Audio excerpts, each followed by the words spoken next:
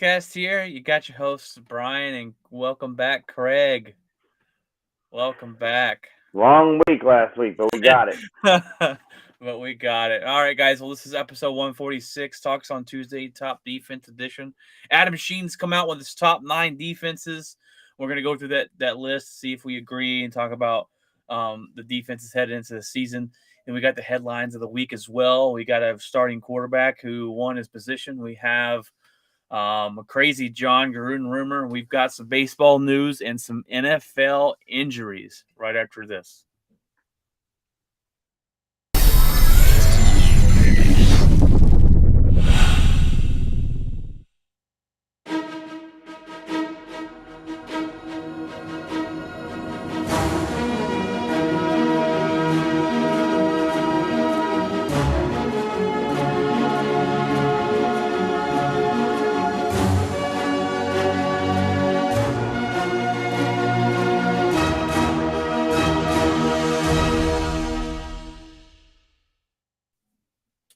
All right, guys, welcome in. Episode 146. We're going to go through Adam Scheins' list of top defenses. Should we go reverse order, Craig? Should we go from number Probably, 9 all yeah. the way up? That's always the best on the list. At number 9, Adam Schein has the Cleveland Browns at number 9.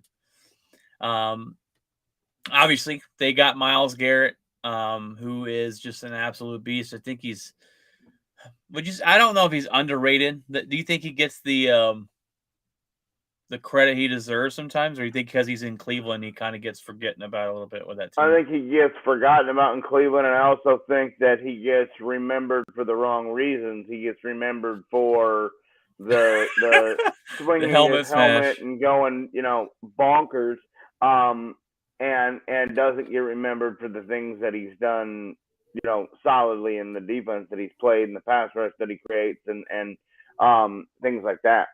Um, but I think this defense has got to be what keeps them Oh in. yeah. If they have any chance of surviving the 11 games, this defense is going to have to be what they win by and live by.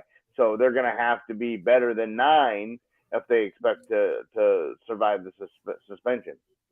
Right, and Myles Garrett is just an absolute beast. You got Denzel Ward when he's healthy. He's battled some injuries his career. When he's healthy, he's great. You got Greg Newsome, who they just got. And some other guys there. You're exactly right. Their defense will have to play outstanding to get this team to be maybe in a possible chance that when Deshaun Watson gets back, that he might, if he's, depends on how he plays, um, can get them to the playoffs because they're going to have to lean heavily on that defense. And this defense is good enough where I think they're going to win a couple games for them this year, as long Yeah, as and Brissett keep them doesn't in doesn't and just keep them kill them. in the ones that are Yeah. doable.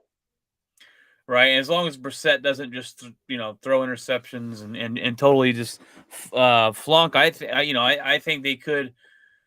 They could. I went through. That's what I kind of went through on Friday. There were 11 games, and I said at the end of the 11 games they'd probably be out of it because their schedule in the beginning is not too bad, but then when you look at the after those 6 games, because we initially thought Watson was 6 games.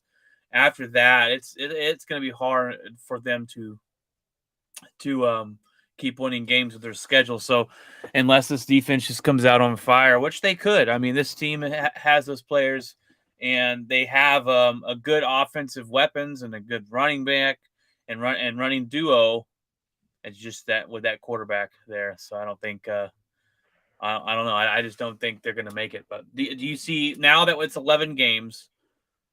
Do you think Cleveland Browns, if you had to say yes or no today, I'm going to go with no. Do you think they make the playoffs this next year? This Yeah, season? no, I just think Brissett is um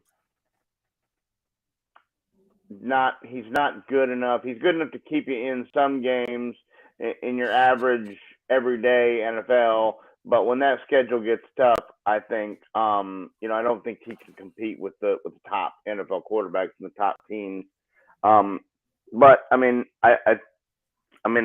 think Cleveland kind of expected that Yeah. when Yeah. all this started. So I mean, survive the year and then move on and with Watson. Right. All right. Well, number 8, Adam Scheins has a team that's been highly talked about over the offseason, a team that's been bought out by the owner of Walmart, and he has the Denver Broncos. And talent-wise on paper, these guys could be higher. I think it's and I think they bit need to of, be. I think this when I saw this, I thought this was much too low for this defense. They've been in the top 5 the last couple of years as it is. They're built for speed. They're built for that division. The back end, the front end, there really is no weak spot in that defense. You look at some of these other defenses, they have a good front, but not the secondary, or they have a good secondary, but don't have the pass rush. Denver seems to have both. Yep. And the question marks to me and the hesitation relies on the offensive part of the football for this team. It's not been the defense. No. And you gotta rely on and how good Russell Wilson's gonna be learning a new system, coming in and doing these things. But they added Randy Gregory from the Dallas Cowboys. And to me, this is going to be, I'm not all sold on Randy Gregory's work ethic. I'm not really sold that he's going to be a guy you can count on consistently every year. And I know you know about him and his drug issues with marijuana. But even with him playing on the field, I'm just not sure. This could be like when y'all got Quinn from Chicago. He got overpaid after one good year with you guys, and he goes to Chicago, and it kind of, nothing really to write home about. This could be for them. This could be a big piece to help them. They moved on from Von Miller last year, but they bring in Randy. It definitely helps them now that they're not going to test him for the weed. I think he's able to be himself, and I mean that was the only thing keeping him off the field in Dallas. He just couldn't stay off he couldn't stop failing tests. Yeah, now we're going to see how in his endurance and injury, because will injuries start happening that he's starting to play more. So we'll see with that. But that was a good pickup for them, I think. If it pans out, there's still some questions definitely there. Didn't hurt. You got Bradley Chubb, who's an absolute beast, and then you look at their secondary and Justin Simmons, safety, Patrick Surtain. They just added who's already talking about being a lockdown corner there. And this defense is not the questions that I have, and I think they should be at number 5 at the least, at the lowest. Absolutely. At the lowest.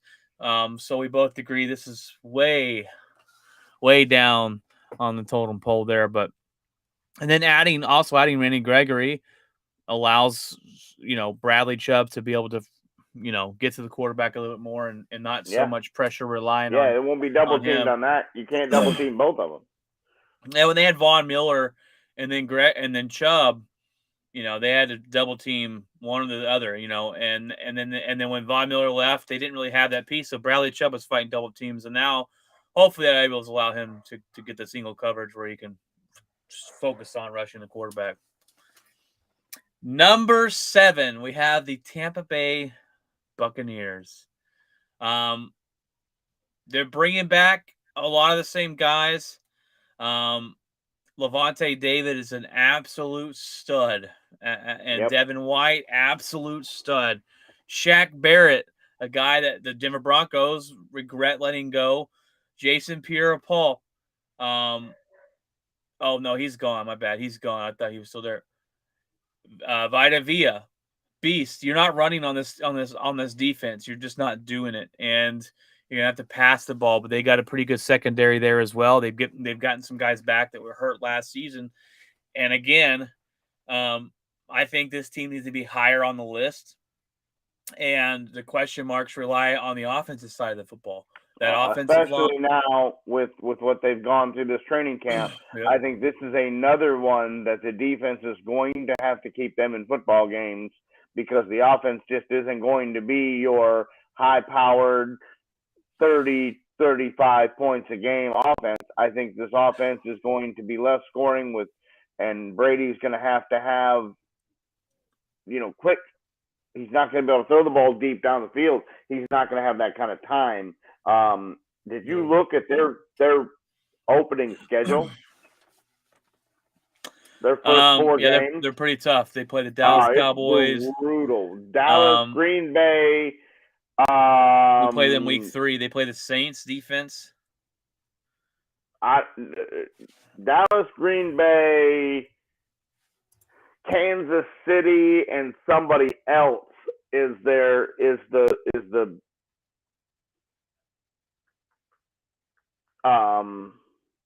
their first 4 games. They got Cowboys, Saints, then Green Bay, and then the Chiefs. Yeah. So the Saints have a good defense. The Packers have a good defense. The Cowboys defense, was good last year. And then you got the Kansas City Chiefs, who's at, that team's. And 3 of those offenses are fairly good.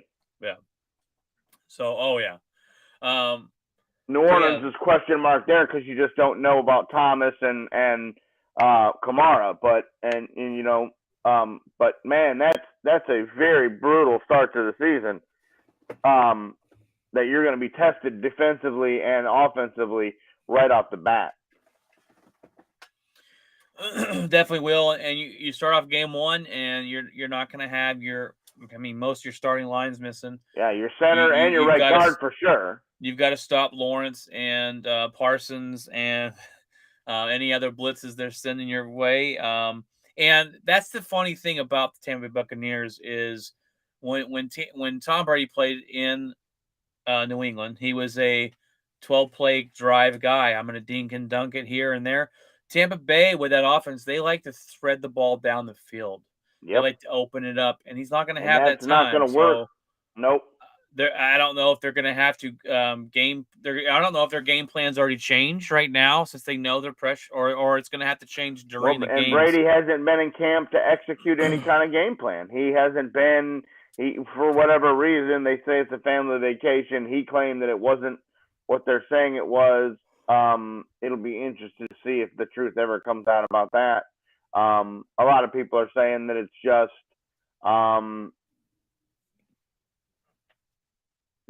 he could win this division with his shoes tied together, so he doesn't care. Well, I mean, he went on vacation. Look, it's preseason, in my opinion. I don't think much about preseason. No, I mean, Dak's not going to play. A lot of these guys aren't going to ever see the field, so it doesn't matter to me. Tom Brady could show up week 1 and be fine. These guys are practicing. I mean, at least Prescott and these guys are practicing during the week. That's true. I mean, Aaron Rodgers said taking any snaps in preseason is useless to him because he already knows the game.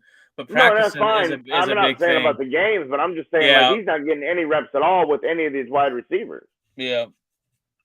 So it'll be interesting to see if kind of this might be the fall off for Tampa Bay this year.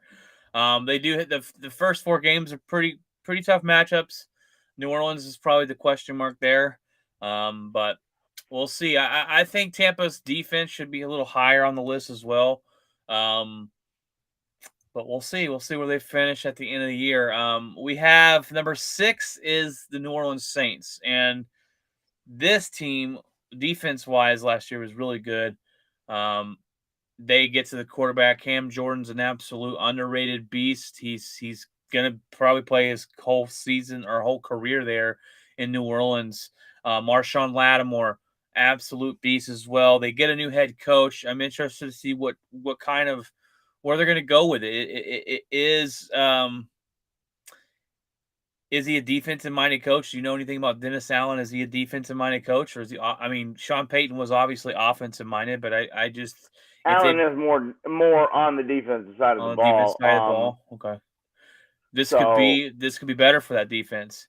It could be, and I think they only get better by the longer they play together. I just think, I think they're probably 6-5. They're a very solid team defensively, and with Jameis Winston, you just never know what you're going to get. So again, keep him in the game.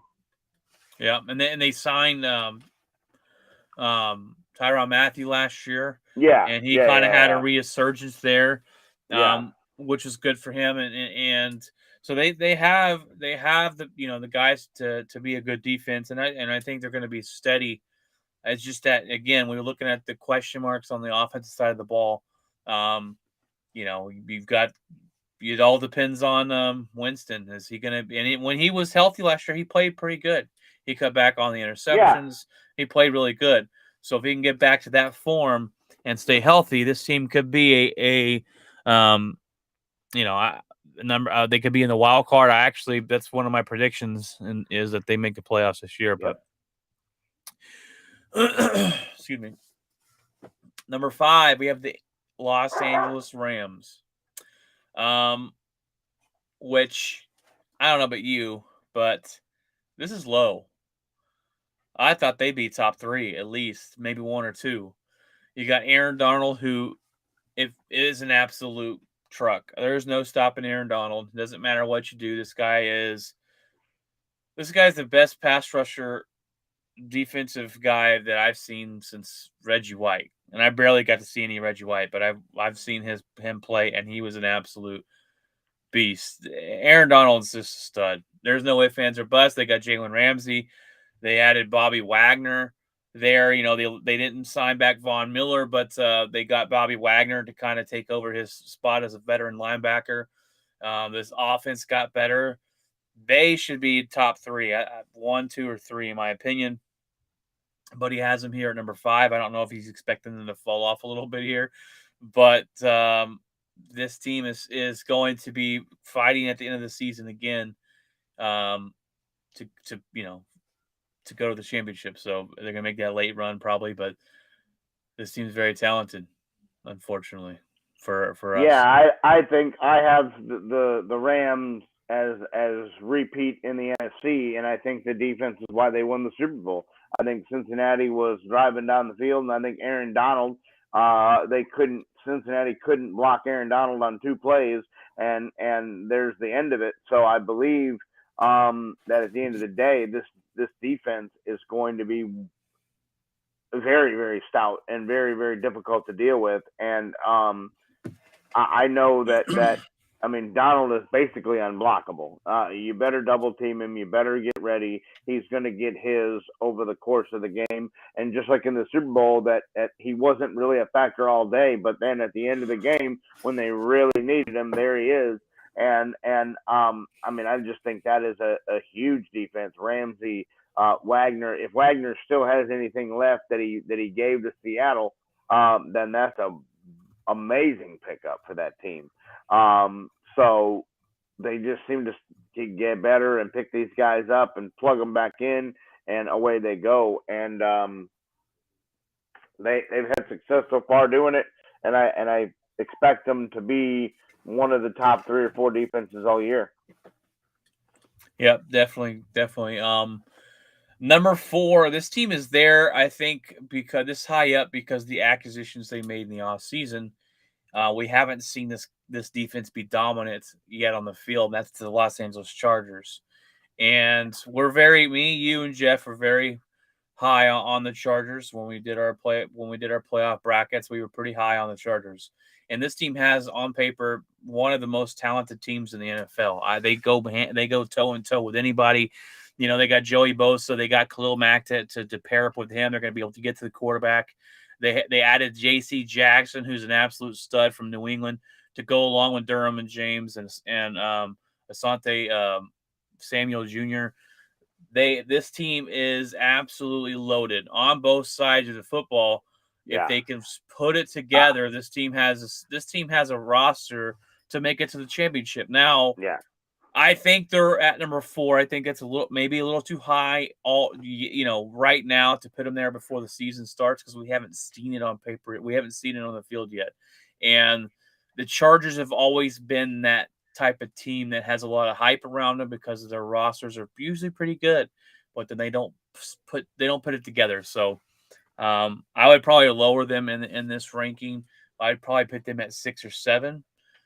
Still keeping them in the top 10, but number 4 for me is a little too high for them right now. I could see them jumping up after the season, and being that high or even higher. But yeah, I mean, a lot of our predictions were based on offense and based on the quarterback and based on the wide receiver and everything like that. But this defense and what they've done obtaining guys could be brutal. I mean, could be with Khalil Mack and everything like that. J.C. Jackson. It could be the piece that puts them over the top. Maybe that's what they've been missing over the last couple of years. They've been able to score points, but they haven't been able to stop anybody. And if they've always talked about the defense in San Diego, but it really hasn't ever shown. And maybe this is the year that it does. So I agree that I think you could kind of switch either Denver or Tampa and them, and they'll still be in the top 9, but not as high as 4 until they prove themselves. Right. And you got to prove yourselves. All this paper talk is nothing. You can have, there's a lot of teams like that. Dallas Cowboys would be a lot better than they think because on paper they should win the Super Bowl every year.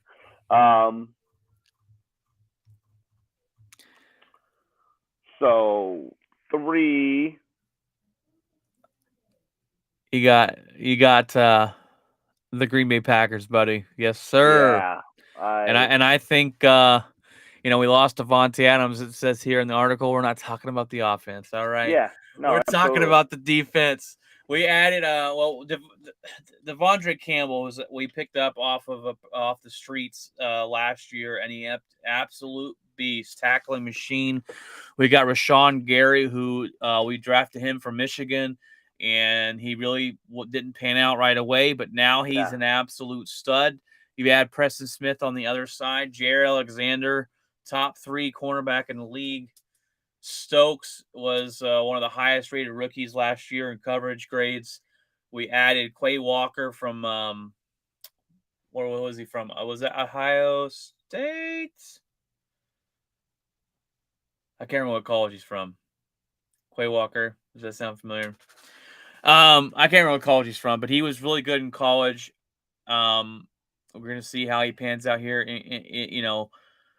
This defense to me, Craig, is the thing I'm looking forward to for my team this season. It's usually the offense. It's usually Aaron Rodgers, and obviously that's fun and exciting to watch. But this defense has the possibility to be, and talent-wise on paper, to be number 1 at the end of the year. I believe that. I believe we'll have one of the best we have the best secondary, one of the best talented secondaries in the NFL with Alexander, Amos, Stokes, and Savage. So I think number 3 is a really good spot for the Green Bay Packers defense. I don't think it's being a homer or too low or too high. I think Georgia. it's perfect. Georgia, that's right. He went with Georgia with the other linebacker there was a beast. But that one they drafted him. That defense in Georgia was stout. And we drafted another Georgia guy named Wyatt. So Camps, they say he's not doing all that great. He's got a long way to go, but we'll see. Camp is camp, and we'll see what plays out on the field. But I think 3 is a perfect spot for Green Bay. I think they'll finish in the top 3, top 5 defense this season. I'm looking forward to see that more than I am the offensive side of the ball. But where do you see this team? I mean, the defense of the Packers. Oh, I mean, they've always been solid defensively. They've been the last few years especially. That's why they've had 13 and 14 wins. I mean, you don't win that many games without that kind of defense. Dallas was kind of stuck at 10, 9, 10, 8 wins. Now all of a sudden Quinn comes in and they win 13. There's the defense that gives you 2 or 3 more wins. So I think Green Bay is that team that they've won 12, 13, 14 games every year because the defense is so difficult to deal with. They've got a pass rush. Alexander, I mean, that guy is lockdown. I mean, you can basically guarantee that whatever side of the ball he's on, that guy's not going to have a very good day. So if you don't have 3 and 4 and 5 wide receivers, if you can't run the ball, it's just you're in for a long day. So a lot of Green Bay games are very low scoring, and with their offense, even if the offense struggles, they can score enough to get by most of these teams. So I think they're definitely top 4 or 5. 3 is pretty solid, and we'll see what happens. I definitely agree. I definitely agree with you there. I wish two things I want to. One thing I wish instead of Preston Smith, we could have kept Zadarius Smith. He was an absolute beast when healthy. Yeah, I think that would hurt a little bit of a loss, but we'll see how they recover from it. Yeah, and I want to see. Our team get more turnovers. That's what I want to see this season. Yeah. A couple years ago, we led the league in red zone interceptions. We picked the ball in the end zone so many times. I like to see some of that come back. I know a lot of the ones that Dallas got were lucky, and that kid's not going to have the season he's had last year again. But that definitely changes when you have 11 and 12 interceptions by one defensive back. That definitely changes things. Yeah. That was another one of my takes, is that Trayvon Diggs will not be as good as Dallas Cowboys fans think. But they had the top 100 came out, and he was number 23, and the NFL just melted down. I mean, like, all the players the players are the ones voting, and like Twitter melted down yesterday when that's why you don't. I mean, the list is fun. A list is always fun, but you can't go by it because it's by the players who are going to be a little biased. Yeah. And it's all about recency bias, apparently, too. I mean, it's just. But number 2. This team should be number 1, in my opinion. Should be, and but should be number 1 across the board. In a lot of categories. In almost every category. I think this team has so much to prove defensively because of the way their season ended, because of allowing a team to go up and down the field like it was not even out there. I understand I've sat here and been on the Josh Allen revenge tour, but I can tell you right now, if Buffalo's going to have a revenge tour, it's going to be this defense. And what happened to them last year in the playoffs, letting a team march up and down the field like they were not out there in 7 seconds and allow game tying and game winning field goals is just an absolute it can't happen. So yes, I believe they should be higher, but if you look at the eye test as of last year, I can see where they still have room for improvement in big games. I like this team. I like the way they're built. I like the defense.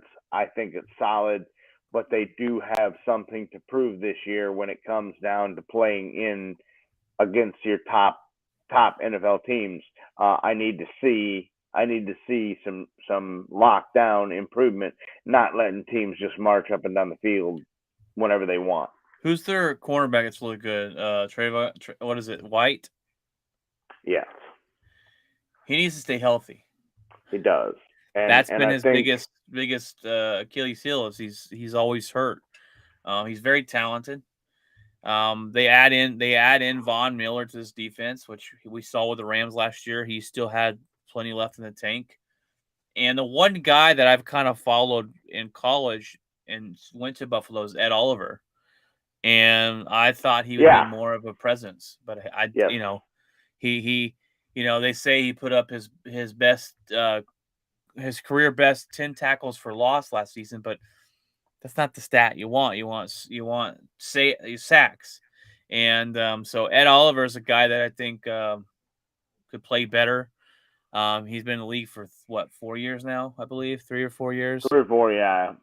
So this team needs to step up defensively. The offense can only do so much, and offense is going to win you a lot of games. But we see ultimately when it comes down to those playoff games, the nitty gritty, it's the defense that's got to make a play here or there to get you over that hump. And Buffalo Bills, as a fan base, have a chip on their shoulder, and Josh Allen's on a revenge tour. He's got a chip on his shoulder, and I think this defense needs to play with that same chip. And they're going to be winners of the division, and we'll see them deep. I expect them to go to the Super Bowl, and so do you. We talked about that already, but yeah.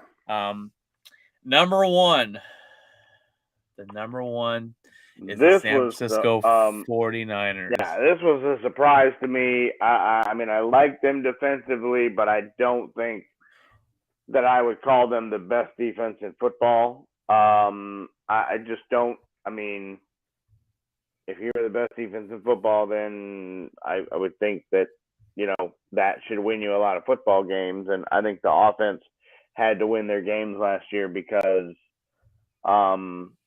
not that the defense let anybody down, but I mean, I think it was more like special teams and stuff like that that beat like Green Bay in the playoffs, and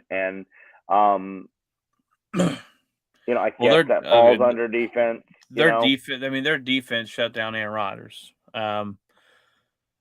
Is this team number one? I would say no. I would say top three if I had to say something. This team they're interesting because, right, with their coach Shanahan, his running ability, running the ball, you don't think they would win, but he finds himself overachieving with a lot of his teams, which means he's a good coach, which we all know that. Last year, Nick Bosa, not Joey Bosa, sorry, that's the Chargers. Nick Bosa was hurt. So they have the potential to be number one. And I think that's what they're going to rely on. Their running game, especially with Trey Lance being their quarterback, they're going to rely on that running game and their defense to keep them in games. And they're going to win those low-scoring games with Shanahan's system. And he's going to make a system, obviously, for the rookie quarterback that he can understand until he gets – in full go mode there. But this team should be competitive. Now they are playing in a good division. The division just got weaker. Their team might have got weaker with Jimmy Garoppolo leaving eventually wherever he may go. But they're good. They're a good, solid team, and they added a couple guys, Armstead and Kinlaw's coming back from injury, and so. I mean, I think it could be possible. I think this is more of a forecast. I think that's why. I think that's why San Diego is so high. Is you're forecasting the moves they made to be better. You're forecasting the guys from the 49ers coming back. You're forecasting that they're going to be better than last year. And while they might be, again, the eye test to me right now, San Francisco is not the best defense in football, and neither is San Diego until they can prove it. So maybe they are. Maybe they come out this year and they lock it down, and the secondary gets better, the linebacking core gets better, and they've always had a pretty good pass rush with Bosa. So Bosa is another one of those guys like the guy in LA where he's hard to stop. When Nick Bosa wants to get to the quarterback, he will. He's had some injuries in the past, and if he doesn't stay healthy, that really hurts the defense. It's just a huge loss if they lose Bosa for time. So, but he was hurt at Ohio State and quit playing to get into the NFL, and he hasn't really played a full season while in San Francisco. So, we'll see. Yeah. I got to find a way to keep him on the field. Yeah. That is it. We have the Adam Scheins list, the number 1 through 9 there for the NFL Network. Projecting where he's going to have these teams, and his list seems to me to have all the right teams on it. Just I would probably change. We talked about change some orders on it, but pretty good list there from Adam Scheins, and so we used him tonight, and he always comes out with those before the season. We're going to move over to headlines, guys. Over to headlines. And we got quite a bit of.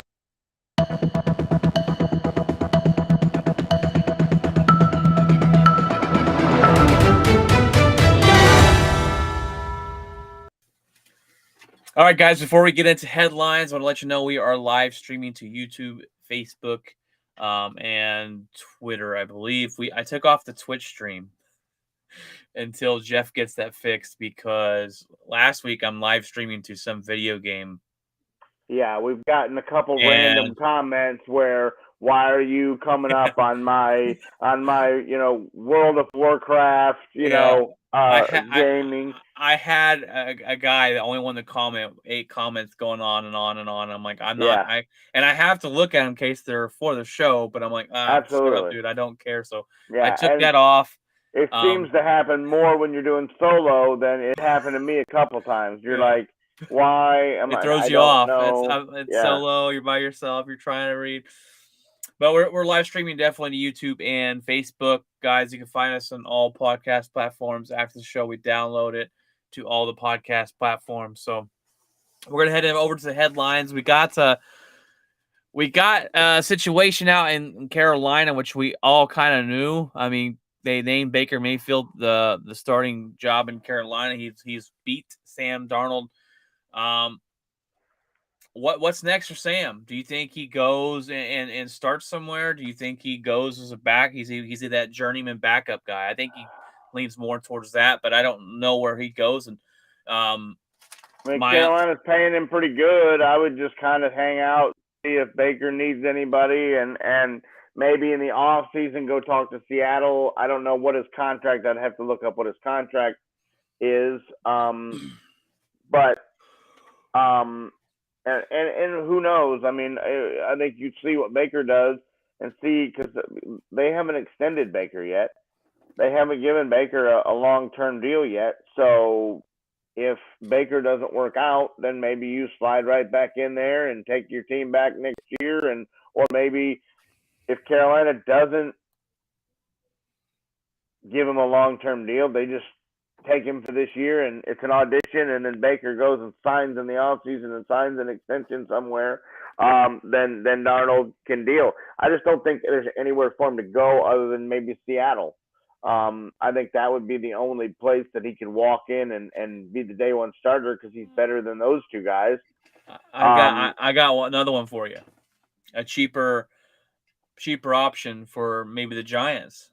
Again, we've already heard the rumblings of there has been discussion. Daniel Jones. Daniel Jones, I would be shocked if Daniel Jones, even if he starts the season, I don't think he's going to be there very long. He's had a horrific camp.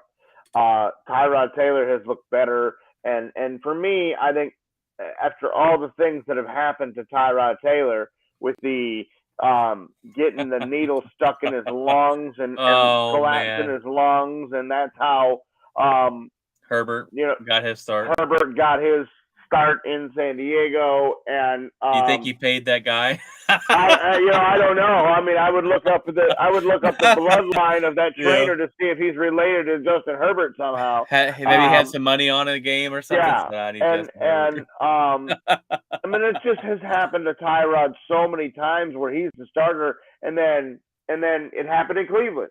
They went and paid him, and then all of a sudden he got hurt on a play, and it was just a bruise or just something, and he goes ready to go back in, and Baker comes in and throws a touchdown pass, and the rest is history. Baker takes over the Cleveland Browns and takes them to the playoffs, and here's Tyrod just sitting there going, it happened again.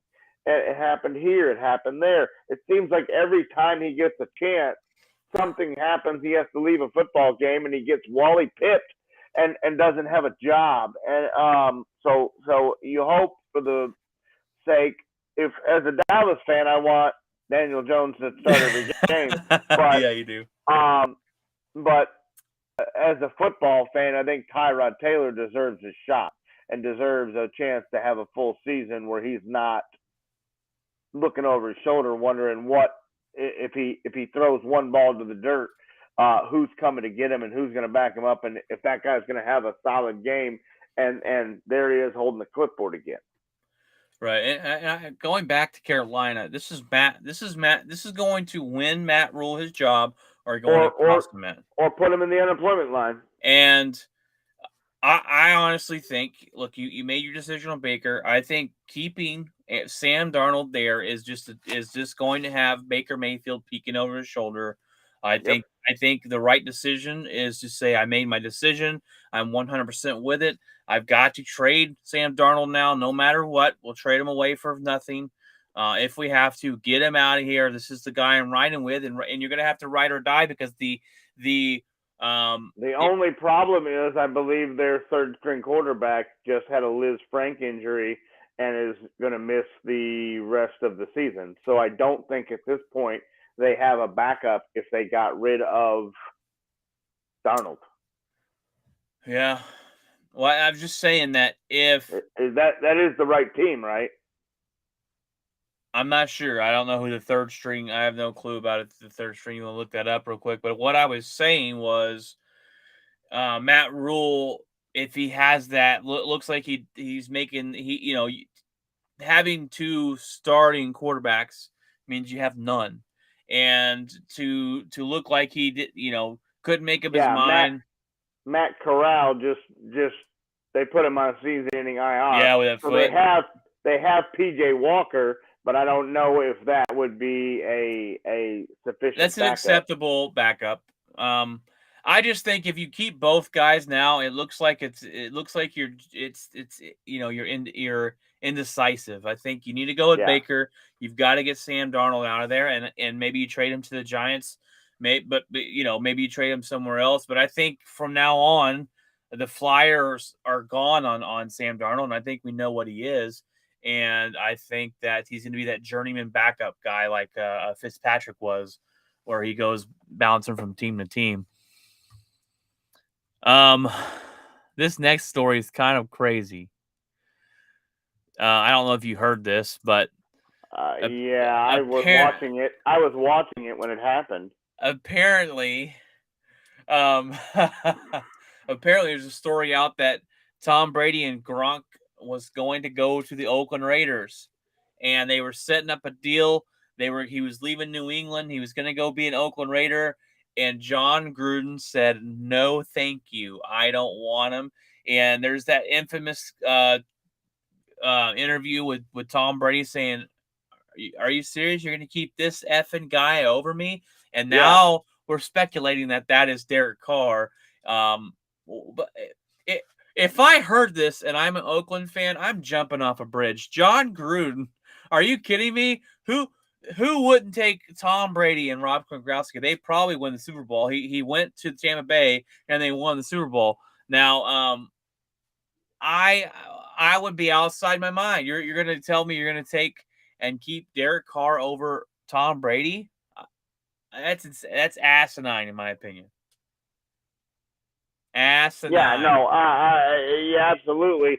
I think the only reason he doesn't do it the only reason it would make sense to me is he believed that it was going to be a 1-year ride off into the sunset tour, and he thought that Carr gave him a better chance long term. I think that's the only way this makes sense. I think if you do it any other way, then you look like an idiot. And what do you know? He makes this decision and all this stuff comes out and he's out of a job.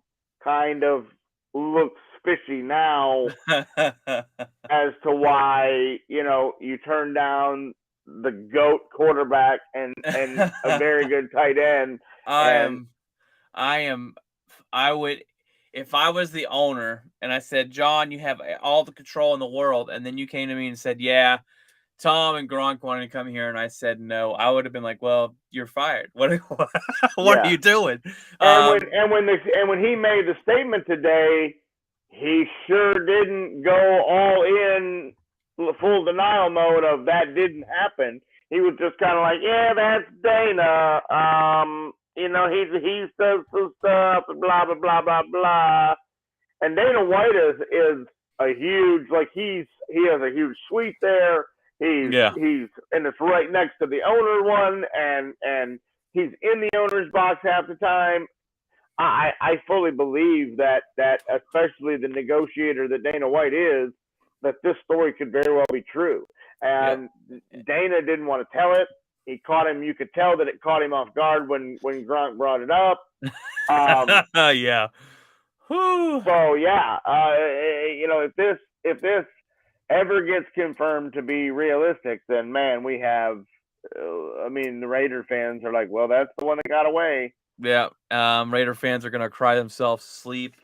Yeah, It's funny because the new coach for the Dolphins, Mike McDaniel, they asked him about the Tua situation, not Tua situation, but they asked him about um Tyreek Hill, and he said the owner called him and they said, "Hey, the Chiefs just told us Tyreek Hill is available for trade. What do you want? What do you want to do?" And Mike McDaniel said, "Trade everybody. Like get yeah, that guy at all costs." And he said within a matter of like minute, I think it was like an hour later, he was a Miami Dolphin. That's how fast yeah, it was. But that's what you yeah. want He's like, in your give head him coach. Tua. I don't care. Yeah, give him the bus, give him everything. Yeah, Um, I just if you're John Gruden and you turn away the goat and Gronkowski, I don't care if it's just a 1 year success story and then you move on after that. But that's the asinine, yeah. asinine. The only team I I think think that's that the would, only way it makes sense is yeah, he was trying to make a long term deal, and he thought that Brady can't have. There's no way that Father Time is undefeated, and there's no way that this guy's still going to be around 3 and 4 years down the road. So there's you have it. I think all right, that's the well, only thing that makes sense. yeah, that's got to be. Or he has some beef with Tom Brady, and Yeah, I don't, or Gronk. Maybe it or was Gronk, a Gronk deal.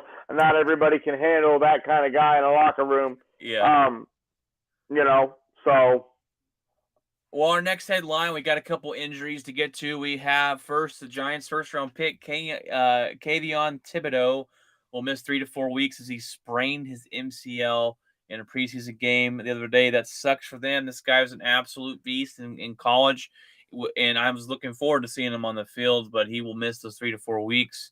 Um, we also got Chase Young added to the PUP list. He'll miss the first 4 games of the season, so that stinks for Washington. And he had a bad year last year. He went off of being Defensive Player of the Year to not doing so good last season, and that defense didn't look the same. I don't know what it was, yeah, um, no, but absolutely but not. but they will miss him this season in the first 4 games, and then quarterback J.C. Jackson will miss 2 to 4 weeks as he has ankle surgery.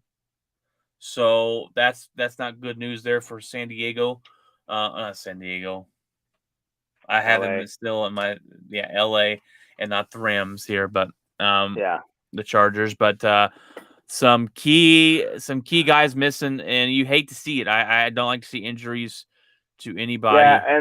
and the Thibodeau deal is unfortunate because of how it happened. I didn't see the play. They were talking He about was maybe engaged in a dirty or block, and the guy. I mean, it's legal. It wasn't illegal. There was no flag, but in a preseason game, when he's engaged in a guy, and another guy goes low and cuts him out, it's just to me in a preseason football game, it doesn't seem like something that needs to be done. is that not It's chopping? Is that not I mean, it is, but it was kind of last minute.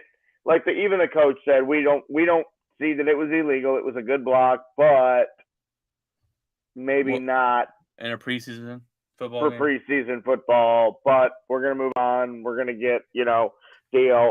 We're not mad about it, but we are mad about it because Yeah. we lose Yeah. our top draft pick for a first month, and he's probably gonna miss at least opening day, if not a couple weeks. So we'll see. That is again what you get.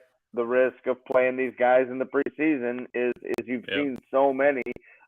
Cleveland has a guy, with an offensive lineman that tore an ACL. Of course, Tampa has had several injuries. The Giants have had a linebacker, another guy. They've got like 3 guys that are now on 2 of them are on injured reserve, and now Thibodeau. So they're dropping like flies.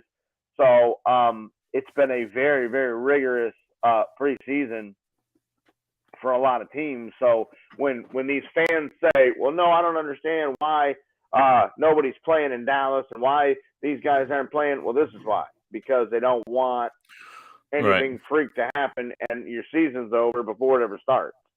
Right. So yeah, so that's an unfortunate incident for that to happen. deal. Next here, we've got some baseball here, and then we have the basketball news of the day. So first, this just popped out not too long ago before we jumped on. Is Tatis Jr. for the Padres? He admits that he failed, and he will he will do his shoulder surgery while he's away from the game. He's suspended 80 games. This is big. This is a big story for baseball. This is the face of Major League Baseball. Just about. This is the guy that has been been pegged to be the next face, and he's suspended. And I know you have more to say on this, Craig. This is a hot topic for you, and let you go. I was out last week, and I was very disappointed when this happened that I was unable to get home and get on here and take care of this, because this is starting to be a normalcy for this guy.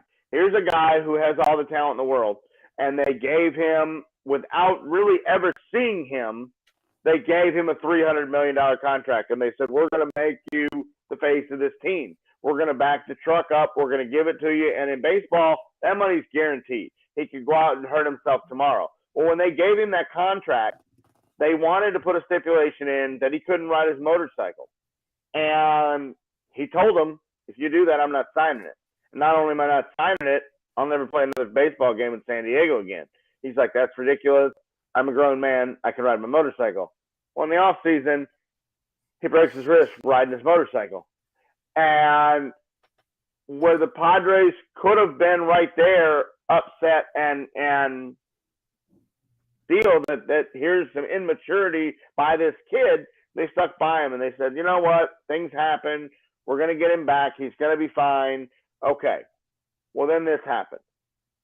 And he claims that it's ringworm, and he claims that it's a hair product, and he claims that deal. The bottom line is this kid was trying to come back because he saw that the San Diego Padres went out and got Soto and might make somebody else the face of the franchise, and they got Machado, and they got Hader from Milwaukee, and they made this run, and here he wants to be part of a World Series team, and he wants to jump back in here, so he tries to heal himself a little bit faster than waiting the extra 2 weeks or 3 weeks or a month or whatever, and it blows up in his face. And AJ Preller is beside himself right now, and he has basically said, in the offseason, we let this go. In the offseason, we thought this kid would make better decisions and grow up, and we'd see some maturity. He goes, now we see a pattern. Now we see a guy who just doesn't care about our team, of what we're doing here. And we gave him a bunch of money. And the San Diego Padres, mark my word, Preller had a meeting with him Friday. They are trying, if they can through the Players Association, legally void this contract and give that money to Soto and keep him, Fernando Tatis could be a free agent real soon. Now, there probably is going to be 29 other teams banging on the door to go get him, so he probably won't learn a lesson. But I hope this is a wake-up call to this kid, because he probably just ruined his career. Everybody else that has been under the steroid era never saw the Hall of Fame. So this kid could go on and have the career of a life, and he may not make the Hall of Fame now because he was trying to cure some ringworm or make his hair grow longer or just come back from an injury faster. The kid made some poor decisions. He's been injured. He's had this shoulder problem, sliding into home plate and swinging a bat too hard has caused the shoulder to separate. So now he's apparently going to get that fixed and try to get that strengthened. But why didn't you do any of this in the offseason? Instead, you're out here Evel Knieveling around on a motorcycle and jumping through fire hoops and whatever you were doing, and you break your wrist. The kid's been a disappointment, and he has all the talent in the world. But if you have all the talent in the world and you make poor decisions to go with it, then you become the guy that makes poor decisions. He's lost the locker room, all the teammates. Oh, yeah. Machado, Soto, all these guys are against him. Preller's against him. The ownership is trying to hold it together, but I mean, there's so many fighters. I think ownership is if there's any way they can legally get out of the contract, I think they do. Yeah, you hope this guy is going to wake up.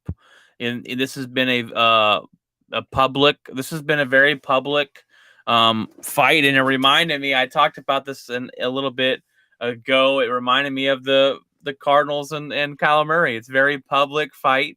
Except Tatis knows he messed up this time. He admitted that he failed, and maybe this will be his wake up call. Maybe he stays there. But his initial reaction, he just ran and hid and wouldn't answer the phone. Well, and his dad's out there making excuses for him. Yeah, and his mom's making excuses that are different excuses. Hey, you guys stop talking. Get your lives together. You're making it worse.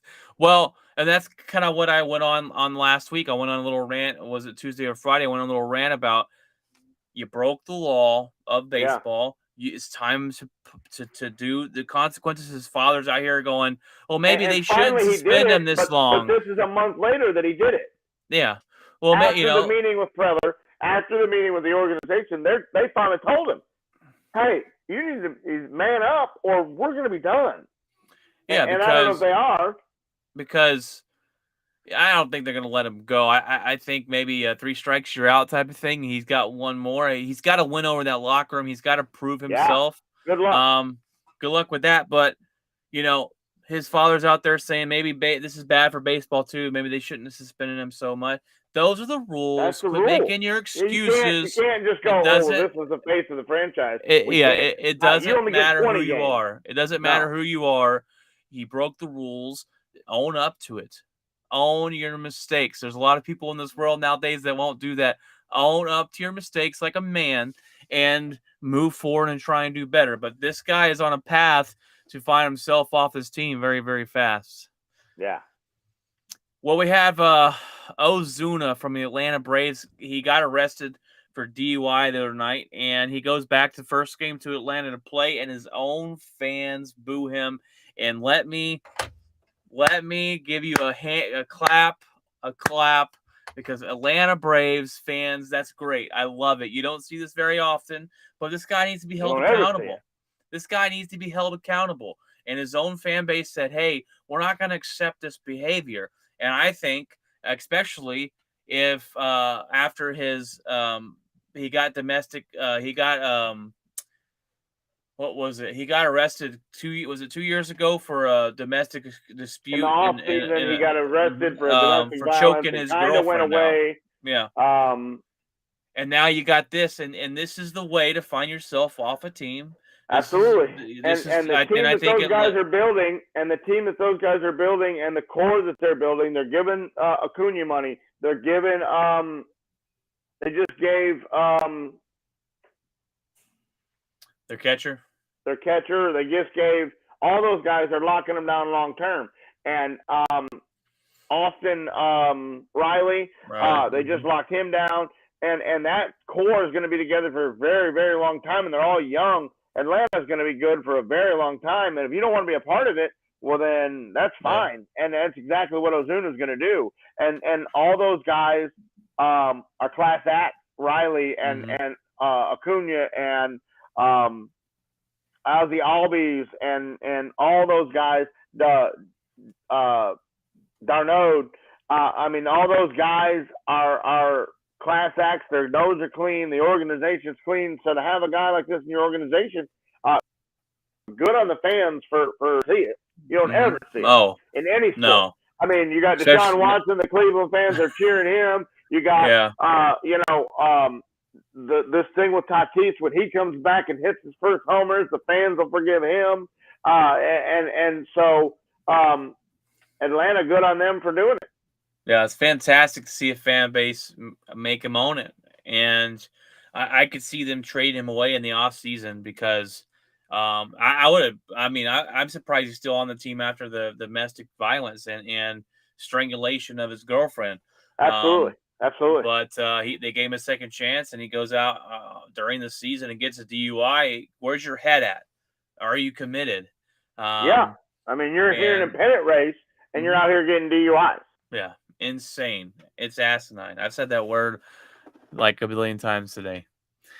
All right, well, we got the basketball news of the day before we wrap this episode up. Kevin Durant has met with they met out in LA. He met with the big wigs who run the Nets organization, and he met with the head coach, and they have agreed to move forward together. So the trade talks for Kevin Durant's gone. I don't know if that's because they didn't get the deal they wanted. There's also I heard something about them keeping Kyrie Irving. That Kyrie Irving's they've talked already to them. they've already come out and said that Kyrie is not going anywhere. And so it looks like they're bringing this team back together. And I wonder what's changed. What's changed, I think Kevin Durant? Do you just trust your organization now? Because that's you come out and say, I don't trust the way this organization's handling things. I don't trust our future and the way we're going. I don't trust my head coach. I don't trust my GM, and they need to be fired to sit here and go, we'll move forward together. And I'm fine with it. I just don't understand how do they wrap that up and practice together every day and not have some awkwardness or have some frustrations again, because if they start losing, that frustration is going to come out of Kevin Durant. Yeah, I think first of all, I think if you look at what I don't know if these were mock trades, I don't know how many of these were real, but you look at these, they were going to offer 13 first round picks and this guy and this guy and this guy, and the New Jersey Nets said no. I think New Jersey made the price so high that no one was ever going to trade for him. And I think they just went to him and said, okay, you signed a contract. That wackadoodle over there signed a contract. This guy right here is my head coach. I don't care what either one of you wackadoodles say, but that's my guy. I'm sticking to him, and you're going to go play basketball for him. And I think they just drew a line in the sand. They said you can retire or you can come play basketball for the New Jersey Nets because we're done playing around. We've made this offer so high that no one's going to trade for you. There's not a team in the NBA we're not accepting any trade offers. Come play basketball, be done with it. And Durant just was like, all right, I guess I'll come play. Kyrie, are you going to come? All right, well, all right. And I think they just finally sat down with him and just said, listen, enough's enough. We've got an off season. We've spent some time. You went and talked to your buddies. We're not going to let you go. We're not folding like every other NBA team. The NBA has been known for just the players being able to control the initiative, and the New Jersey Nets said, we're not allowing it. Yeah. And good on them. Good on them to finally stand up and say, we're not letting you two whack jobs, control what we're doing here. And especially after everything they've done for him. They traded away half the team to get James Harden in. They traded away James Harden when they didn't think it was working. And if that's what happened, because the ownership for whoever owns the Nets, I forget his name, but he said no. This is he's everything Kevin Durant's come out and said he's been against. And if he went out there and said, "Hey, your balls are in my purse, and you're gonna play for some basketball for me," and got this thing worked out, then kudos or you're gonna retire. Because I don't know what changed all of a sudden from Kevin Durant. They didn't win. Wanting to That's leave. What happened. That they didn't. Kyrie didn't get his COVID shot, so he couldn't play half the games. They didn't do as well as they wanted. They made the playoffs because the East was terrible, but then they get bounced in the first round, and they looked like they had egg on their face. And so they were like, well, this isn't supposed to happen. I'm just supposed to show up to the arena, and we're just supposed to win 50 games. Well, that's not going to happen.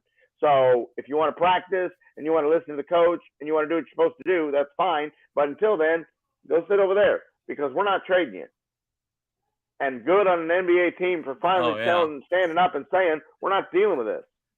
Yeah, there was rumors today before this news came out that the Grizzlies were interested in a trade. I'm please don't ruin your young core for Kevin Durant, please. And there's guys on the radio going, if I'm the Grizzly, I'm doing that tomorrow. I'm not.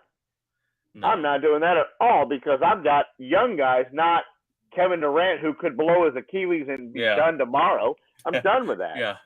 Yeah, no, you Memphis, you need to keep that core together and keep And rolling they're it. both But wackadoodles. So no, yeah, I'm not. They're both prima donnas. I'm not doing that. yep, Kevin Durant goes on Twitter and gets his feelings hurt. No, I'm not doing that. yep. Well, before we wrap this up, tomorrow is Kobe Bryant Day, baby. 8/24, something I always talk about. I always remember on that day is Kobe Bryant, and Craig has it there right behind him. 8/24. It's a day to remember Kobe Bryant, whether you loved him or hated him. I love Kobe Bryant, but that's Kobe Bryant Day tomorrow. So hashtag that out there tomorrow, and always remember that day is and forever will be Kobe Bryant Day. Yes, sir. All right, guys. Well, that's our episode today. We didn't get any chit chat on here tonight, unfortunately. Austin stopped showing up, and Kat is not showing up either. Dang it! But we talked too much crap on the Chiefs, I guess. Yeah. Taking a break. Oh, taking a break from that. All right, guys. Well, that's your show today. We gave you the top 9 defenses from Adam Scheins' list, and we gave you the headlines of the week. We will be back Friday. Hopefully, all 3 of us on here. We are getting ready for. Will not be 3. You won't be back? Friday Night Lights. I forget. We forgot to talk about this. Craig, go ahead and discuss. Go ahead and break it to our viewers here. I forget. High school football begins Friday night, and it is the senior year for the trumpet player of the Burleson Centennial Band. So Dad drives the 18-wheeler and carries around the band equipment and goes and drags it on the football field and is the MVP of the band, according to the band director. So, yeah. So Friday night, home, away, doesn't matter. I go as far as, the other side of the planet for the band. And so my Fridays and Saturdays will be booked for the next probably 3 months. 3 months? Nah, football season. Only for football season. Probably the next 10, 12 weeks. So Craig will not be on Fridays, is what he's trying to tell you. No, it will be a Tuesday only. Tuesday only. Podcaster for the next 10 weeks, and then we'll figure it out from there. But Friday night is the Battle of the Boot, where Burleson and Centennial play, and I've never seen Battle of the Boot. 2 football teams from one small city in the middle of, deal get so riled up and you'll put about 25,000 people from Burleson in a football stadium and throw things at each other. It's the craziest thing you'll ever see. But starting Friday night, we will be Friday night lighting it up. Forgot that started already. Yeah, it is the first football game of the season this Friday, and so we'll catch back on Fridays after high school football. Well, I got some good news from I'd say good news for the podcast. About Jeff the other day is if he might be getting a different job, and means he can be able to do the podcast anytime because he'll be at home. So that'll be cool and better for the podcast and his sanity. But hopefully he's here on this coming Friday, or it's gonna be a lot of just my beautiful face talking to my beautiful self on Friday. But all right, guys. Well, that's the show today. If you're in Texas, make sure you bring your canoe because you're gonna be swimming after the 10 to 14 inches we got of rain this week. It's been insane. Been one heck of a week, but we're still here. So that's right. We're surviving. We're gonna go do it again tomorrow. Do it again tomorrow. Fun stuff. All right, guys. Well, God bless, and remember, keep it outspoken. There you go.